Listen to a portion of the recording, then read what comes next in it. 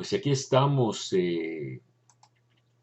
hoy lunes, el 2 de noviembre, que es el Día de los Fieles Difuntos, pero no podíamos dejar de hablar de el Día de Todos los Santos, hablar de la santidad, hablar de los santos. Los que vean esto en video, les pongo una bellísima imagen de mi pintor favorito, que es beato, el Fra Angelico, pintor dominico, enterrado en una gran iglesia en Roma, Santa María sopra Minerva, una gran iglesia de los dominicos histórica, y que él pintaba tan bonito con estos colores y el uso del oro, etcétera. Y aquí ven algunos santos dominicos y otros santos más. Entonces queremos hablar de la santidad y queremos hablar también de, pues de los difuntos. Y hablando de los difuntos, en México y en otros muchos lugares, claro, la costumbre es llevar flores a las tumbas de los difuntos, ¿verdad? Conmemorar a los muertos con flores. Y esta mañana en mis lecturas matutinas que hago todas las mañanas, me tocó leer este pequeño trozo de la vida de San Francisco de Asís, hablando de los santos, ¿no? Escrita por este famoso escritor Tomás de Celano, un gran biógrafo temprano, contemporáneo de San Francisco. Y a ver si les puedo leer esto, que también se los pongo en italiano en la pantalla, ¿no? Y qué éxtasis le procuraba la belleza de las flores. Cuando admiraba su forma o aspiraba su fragancia delicada. Inmediatamente recordaba la belleza de aquella otra flor, el cual, despuntando luminoso en el corazón del invierno desde la raíz de Jesé, con su perfume volvió a la vida miles y miles de muertos. Si veía extendidas las flores, se paraba a predicarles y le invitaba a alabar y a amar a Dios, como si fueran seres dotados de razón.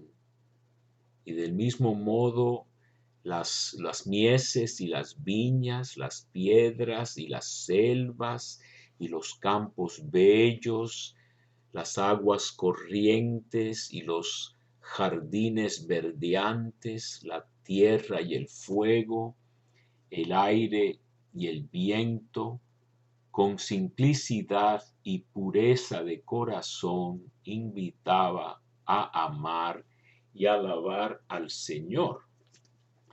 Y por cierto, esto no lo puse, pero aquí nos dice el escrito, y también lo señala Celano, que lo que San Francisco había logrado era reconquistar la inocencia original, el hombre nuevo que ya vive en la gloria paradisiaca.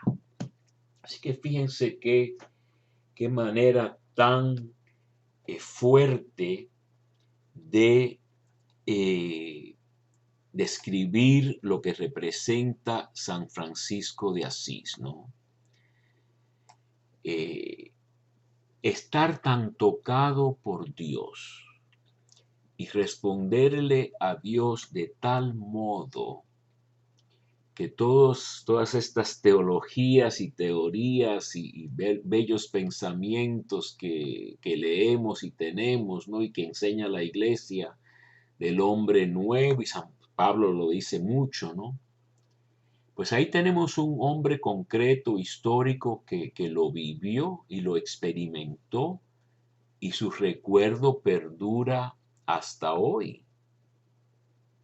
Entonces, el mensaje ahí es la santidad de Dios, el poder de Dios.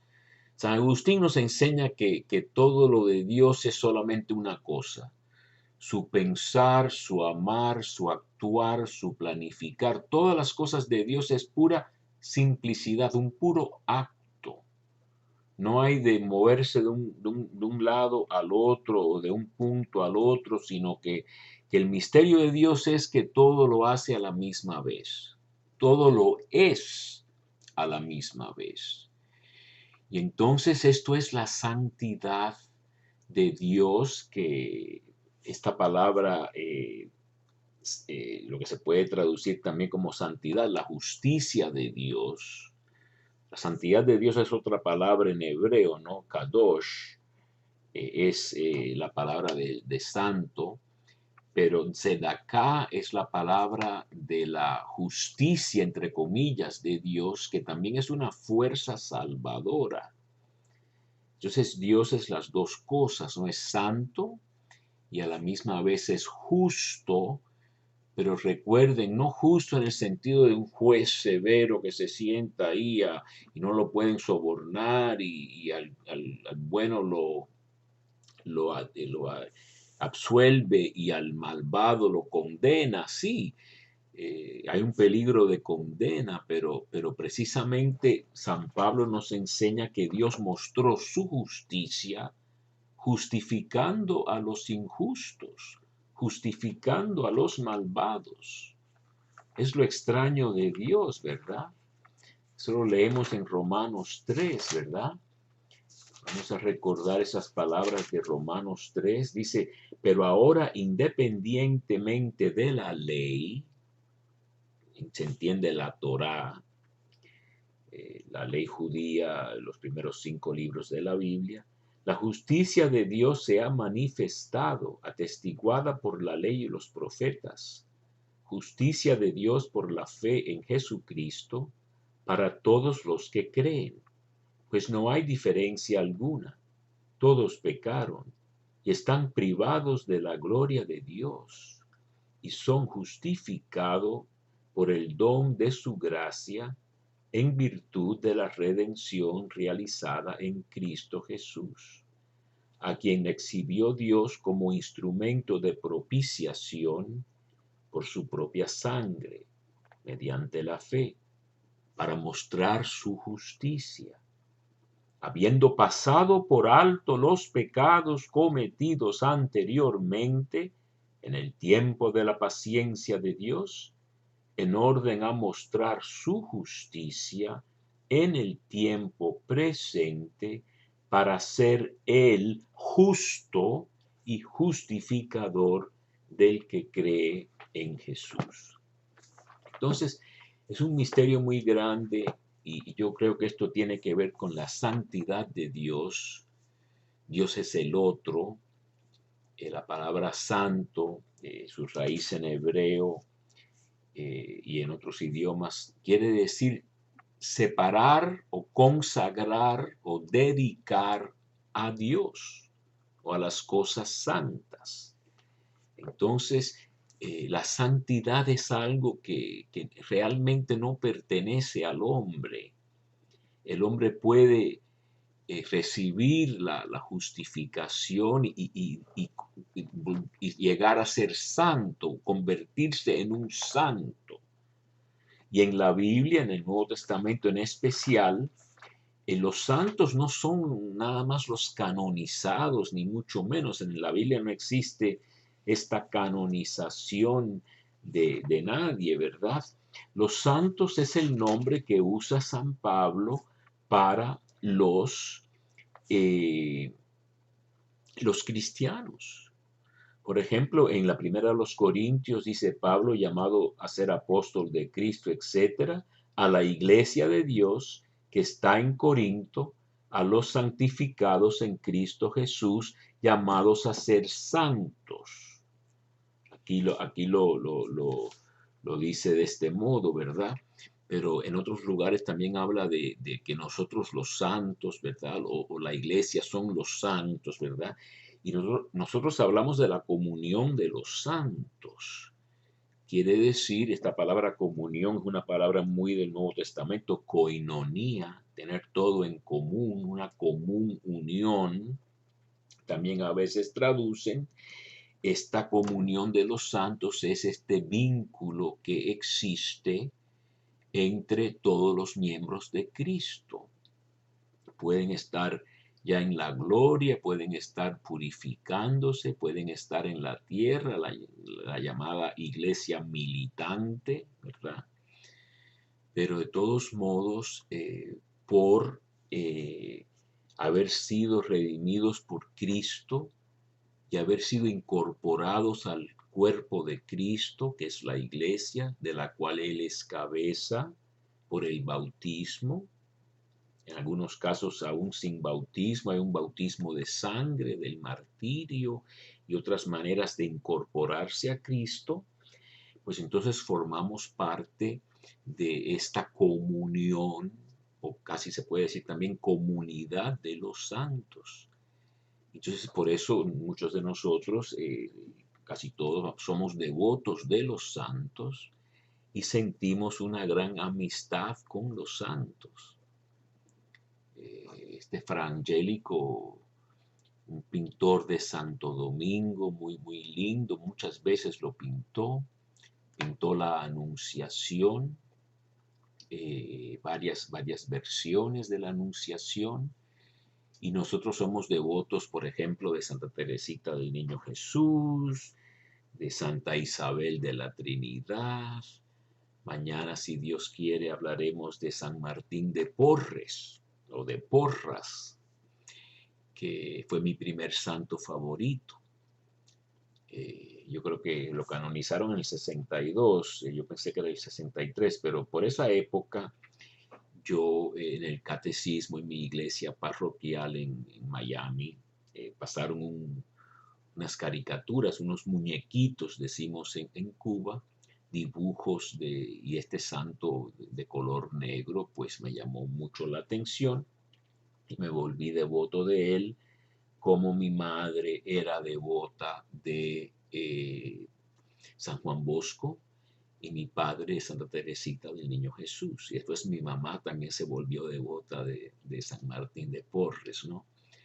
Y me tocó ir a Lima y mañana, si Dios quiere, mostraré algunas fotos de los lugares de San Martín de Porres, ¿no? Pero de todos modos, yo quería hablar de esto de la santidad y obviamente en la misa de todos los santos se leen las bienaventuranzas, ¿verdad? Que es una descripción de una sola cosa, de lo que es ser santo, lo cual nos lleva a la persecución o a no ser entendidos por el mundo. Y a propósito de eso, quería leerles una cosa o comentarles una cosa del código de santidad del Antiguo Testamento, ¿verdad? Pero hoy también conmemoramos a los difuntos, recordamos a los difuntos. Yo tengo muchos amigos que han muerto, algunos han muerto por mano propia, lo cual en primer lugar es una tristeza, de una desesperación muy grande, etcétera, ¿no? Y he visto un programa de la familia Hemingway, famoso autor Hemingway, que se mató. Su nieta se mató, su madre se había matado, su padre, o mejor dicho, creo que eso fue su padre. Muchos suicidios en esa familia de los Hemingway, ¿no? Y entonces es toda una lucha a veces para abrazar la vida en vez de la muerte, ¿no? Sí, se me está acabando el tiempo, pero en el Antiguo Testamento, en el libro de Levítico, hay un código de santidad que comienza en el capítulo 17. Y lo interesante de eso, quizá mañana tendremos que terminar, es que ahí viene amar al prójimo como a uno mismo, en el código de santidad de Levítico. Eso lo hablaremos más mañana.